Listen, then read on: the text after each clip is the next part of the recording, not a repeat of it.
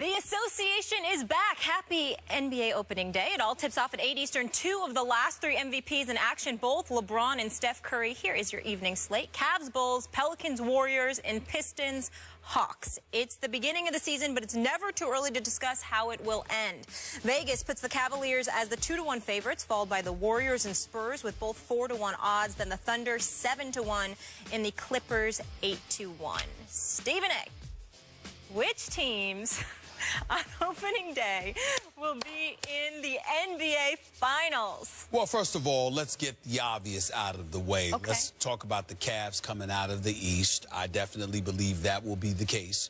I just believe that if Kyrie Irving is healthy, even if Kevin Love is not, or if Kevin Love is healthy, even if Kyrie is not, I think that this goes in a forward direction. I'm just of the mindset that the Cleveland Cavaliers are absolutely loaded.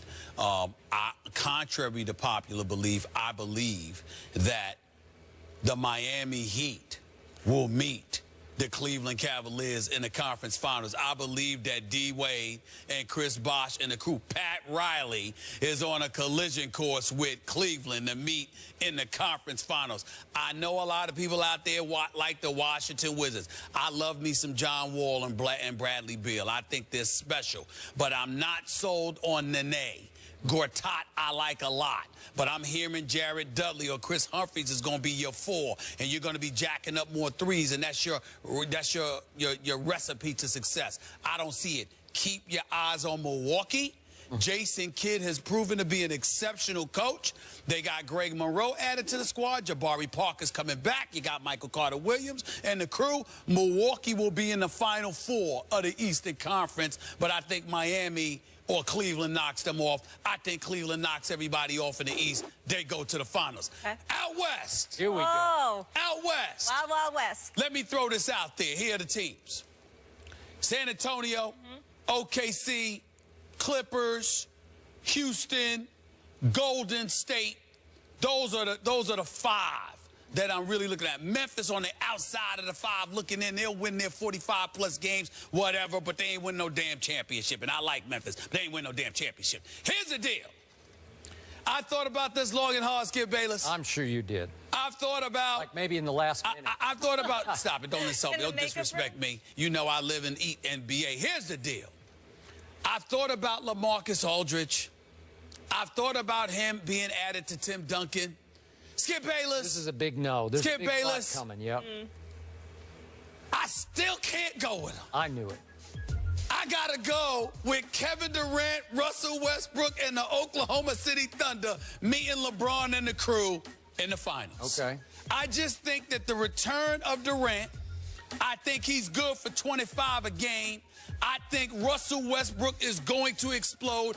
Enes Kanter can't guard me, but he is good for 20, for 18 and 10 a night. Yep. Serge Ibaka is there. Dion Waiters is looking to make a name for himself. Anthony Morrow and those boys can do some things. I just think that from a matchup perspective, they're a nightmare. I think Golden State, they're not fraudulent. They're the champions. They deserve respect. They got the best shooting backcourt in the NBA. Yeah. I get that, but a lot of injuries took place that led the way to their championship last year. I don't think that's going to happen this year. The Clippers are a team that wouldn't surprise me if they got to the finals, but damn it, I'm sick and tired of picking them and then watching DeAndre Jordan shoot 39% for the free throw line. I can't take it. I just can't take it anymore. I just can't take it. Okay? You got to be able to make free throws, all right? Yep. When he proves to me he can make free throws, I'll change. But until then, I can't go with that.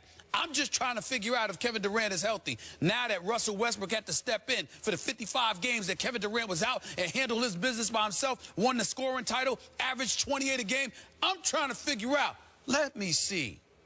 Who the hell gonna stop Russell Westbrook? Steph Curry? I ain't got nothing but love for you, bro. Nobody can stop you, but you can't stop Steph Curry. Chris Paul, the quintessential point guard, a superstar. You can't stop Russell Westbrook. Tony Parker, oh, no. I mean, you have no answer for this man. So the way I look at it, this is basketball, baby. I understand the other components and how important they are, but you give me 2 stars that can put the ball in the hole at will, I'm rolling with them. Right now, my pick is Oklahoma City to meet Cleveland in the NBA Finals. And we need a bottom line. Never too early. Oh.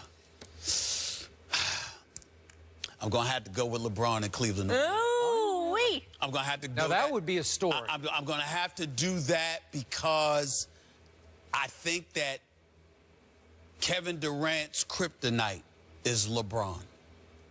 I agree with that. I think his kryptonite is LeBron in the sense that whatever he does, it doesn't seem to be as profound against LeBron as it is against everybody else.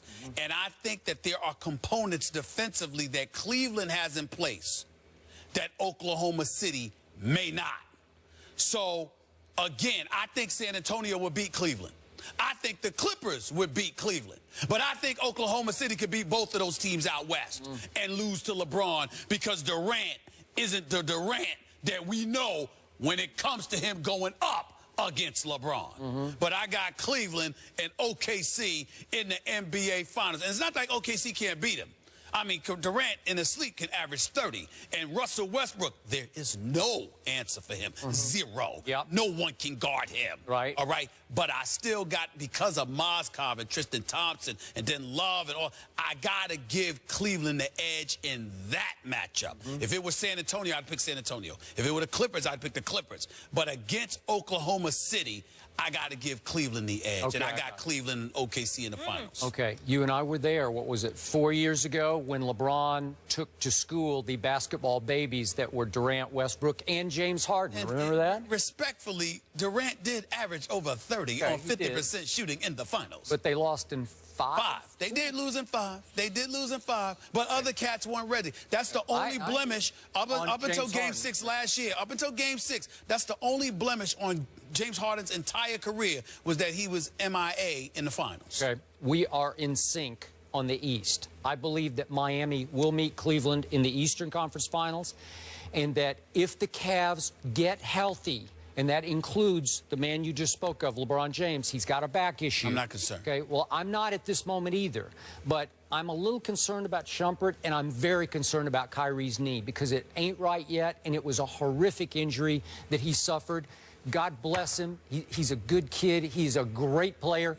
To me, he's right there with LeBron on value to this show. Okay, right that's fair. That's okay? fair. I agree with All that. right. So, I agree with that. so if he can even get to 92% healthy and stay right there, I'm with you on this. I am rooting for the Heat. I'm the biggest D. Wade fan, and we've detailed, and I don't need to go back through this roster. It is loaded. And if Dwayne can stay about 82% healthy for the whole year and be ready for the playoffs, they could threaten this other team, this Cavaliers team. And I will be rooting for them. I just don't think they yet have enough firepower. It's close. It's close. D. Wade and Goran Dragic in the backcourt. This kid, I want to emphasize this. This kid, Hassan Whiteside. I was in Miami over a week ago interviewing D. Wade. Hassan Whiteside is a big dude. I know. And he's bulked up a little bit. Guess what? Cleveland's claim to fame was LeBron being able to post at will. How you going to do that with Hassan Whiteside down the post? That's a problem. You now turn LeBron into a perimeter shooter. I'm still rolling with Cleveland, but I think Miami can make it very interesting. Okay. So can I. Now let's move to the wild, wild. That's what I'm waiting Molly for. calls it. Yep. I'm going to sound like a broken record, but I'm going to stick with the team that just keeps breaking records, my San Antonio Spurs. They loaded up. They didn't just reload. They bulked up to the point that I don't think even the West can touch this team with LaMarcus Aldridge on the first team and David West manning the second team.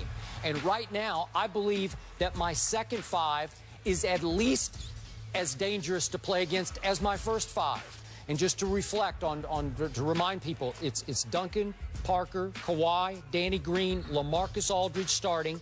And second unit comes in the shock troops with Diaw, David West, Ginobili, Patty Mills, and Kyle Anderson. And trust me, Kyle Anderson is emerging as a player in this league, as a guy who can defend stretch fours and rebound and shoot and pass. Manu Ginobili recommitted and refocused in the offseason because he was ashamed of the way he played last year. Trust me, he's going to turn back into a force on this team this year. Okay. So my point is, I got one other name for you, and it's going to become our pet name on this show. Oh, no. You ready for this? Yeah.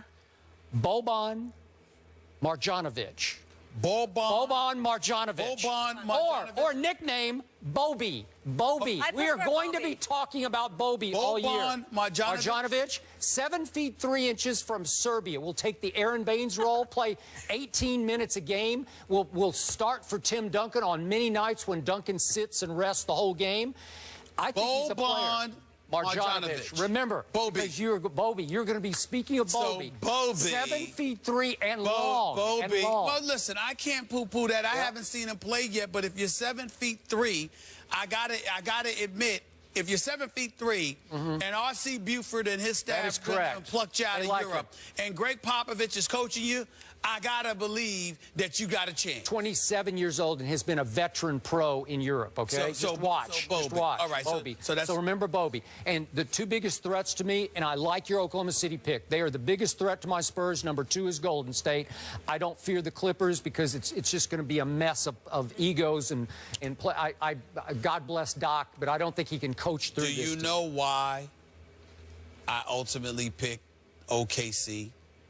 Because OKC don't have to deal with any of those boys outside of Kawhi Leonard. I'm with you. That you pointed out. I got you. Kevin Durant and Westbrook can beat you from 17 feet and beyond all night long. Okay, but I will ask you, what happened in Game 6, Western Conference Finals at Oklahoma City 2 years ago? What happened? That's true. Spurs won in overtime and finished them off. There is a troubled dynamic that will still operate between Durant and Westbrook. In and of themselves, they're sensational talents. Put them back together, it's like I got to have faith. Listen, there were other coaches that I thought deserved an opportunity as well, but there is no denying that Billy Donovan is an exceptional basketball coach on the collegiate level. I respect Now he's going to the head coaching position. I think that those concerns will be addressed, and I think they'll be fine. Okay, because Russell Westbrook is a terror to coach as well as to guard. So on opening day... I'd take Russell Westbrook. I'd start a franchise with Russell Westbrook. Not talk to the media, but I've started to play. On opening day, you have the Cavs winning it all and the Spurs. Spurs. All right, Spurs last won a championship in 2014. The city of Cleveland when Jim Brown was playing in the NFL a long, long time ago. Before I was born. Yes, the NBA season kicks off tonight, but tomorrow is opening night on ESPN. We've got a couple good ones. First, the Spurs take on Kevin Durant and the Thunder.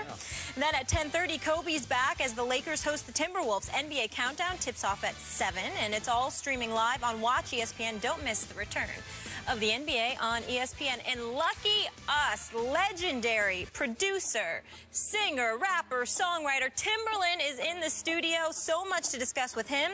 Maybe we'll get the scoop on Empire, plus a lot more. That's next.